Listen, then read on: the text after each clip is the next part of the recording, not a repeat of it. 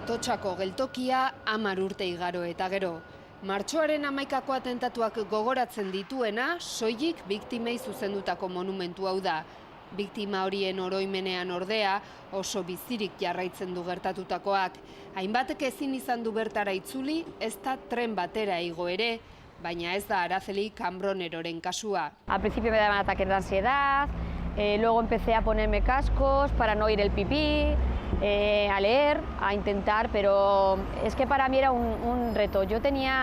No me podía parar la vida. Una cosa así me ha podido marcar, me ha podido dejar mi herida, pero yo tengo que continuar viviendo por mí, por mis hijos, por los que no están también. Egun hartan trenetako batean zijoan, ez du arrasto fisikorik, bai psikologikoak. 3 urte pasa ziren arte, ez zioten biktima izaera aitortu. Gertukoen ulermena ere etzen erraza izan. Dibortziatu zen, lana galdu zuen eta hilabete batzuk beranduago minbizia zuela esan zioten. Que tuvimos un día la oportunidad de seguir viviendo y es lo que hay que transmitir, que otros no pudieron. Eso me dio fuerza para el cáncer.